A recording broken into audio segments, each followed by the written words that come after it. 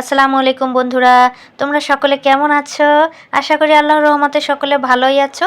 আমিও আলহামদুলিল্লাহ ভালো আছি। তো আজকে নতুন আরেকটা রেসিপি নিয়ে হাজির হলাম তোমাদের সাথে শেয়ার করব বলে।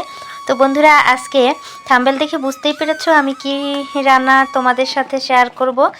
হ্যাঁ বন্ধুরা, আজকে হচ্ছে ঢেঁড়স দিয়ে একটা রেসিপি করব। খুব সহজেই বাসায় এটা তৈরি করা যায়। তো আমি কিন্তু ঢেঁড়সটা ধুয়ে পানি ঝরিয়ে তারপর কিছুটা লবণ মেখে রেখে দিয়েছি 5 মিনিটের মতো। আর এখন এটাকে পাতলা পাতলা করে কেটে নেব। দেখো এইভাবে আমি কেটেছি, কতটা পাতলা, গোলও হবে না, মানে একটু লম্বাটে হবে কাটাটা। তো দেখতেই পাচ্ছ কিভাবে আমি কেটেছি। এভাবে আমি ঢেঁড়সগুলো কেটে নেব। তো বন্ধুরা, ঢেঁড়সগুলো কাটা শেষ করে আমি চুলায় একটি প্যান বসিয়ে দেব। আর এখানে আমি পেঁয়াজ কুচি করে নেব আর কাঁচামরিচ কুচি করে নেব। শুধু এই দুটি মশলাই লাগবে, আর হচ্ছে তেল। তো প্যানে আমি তেল দিয়ে নিলাম, আর তেলটা গরম হলে এখানে আমি পেঁয়াজ দিয়ে দেব আর কিছুটা কাঁচামরিচ। যে যেরকম ঝাল পছন্দ করেন এইভাবে দিয়ে দেবেন। তো আমি পেঁয়াজ আর কাঁচামরিচটা এখন 1 মিনিটের মতো নেড়ে চেড়ে নেব। একটু হালকা ভেজে নেব, খুব বেশি লাল করব না। আর কিছুটা লবণ দিয়ে নিলাম, আর লবণটা বুঝে দিতে হবে যেহেতু ভেন্ডিতে লবণ মেখে তারপর আমি কেটেছিলাম। তো আমি ভেন্ডিটা দিয়ে নিলাম পেঁয়াজের মধ্যে। পেঁয়াজ কাঁচামরিচের সাথে খুব ভালোভাবে ভেন্ডিটা এখন নেড়ে চেড়ে মিশিয়ে নেব। আর আমি 1 মিনিটের মতো ঢাকনা দিয়ে ঢেকে রেখেছিলাম। তো দেখো বন্ধুরা, সেদ্ধ হয়ে আসছে। আর এখন এটাকে কিন্তু খুব সমানভাবে মিশিয়ে নেব। আর এই পর্যায়ে আমি 2টো ডিম নিয়েছি।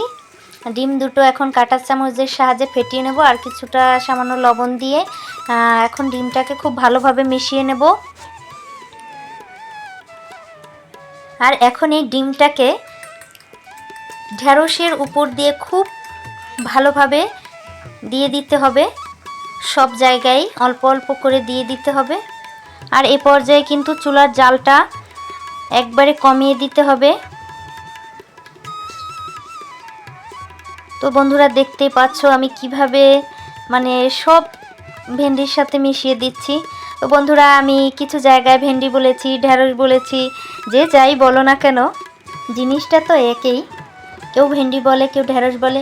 তো বন্ধুরা, এ পর্যায়ে কিন্তু আমি ম্যাজিক মশলাটা দিয়ে নিয়েছি। যদি কারো বাসায় চাট মশলা থাকে তো চাট মশলাটাও দিয়ে নিতে পারো, মিষ্টি চাট মশলাটা, তো আরও স্বাদ হবে।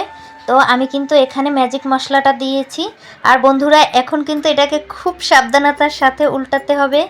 এদিক সেদিক হয়ে গেলে পুরোটাই মানে ভেঙে যাবে। তো আমার এক সাইড দিয়ে একটু ভেঙে গিয়েছিল, আবার সমান করে দিয়েছি। তো দেখতেই পাচ্ছ কিভাবে, এই যে আমি 2টা চামচের সাহায্যে উল্টিয়ে নিয়েছিলাম।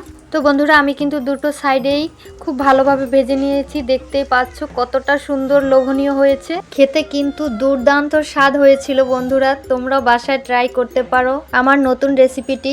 আর ভালো লাগলে লাইক, কমেন্ট, শেয়ার করতে ভুলবে না। তো বন্ধুরা, আজকের মতো এ পর্যন্তই। দেখা হবে নতুন অন্য কোনো ভিডিও নিয়ে। ততক্ষণ পর্যন্ত সবাই ভালো থেকো, সুস্থ থেকো। আল্লাহ হাফেজ।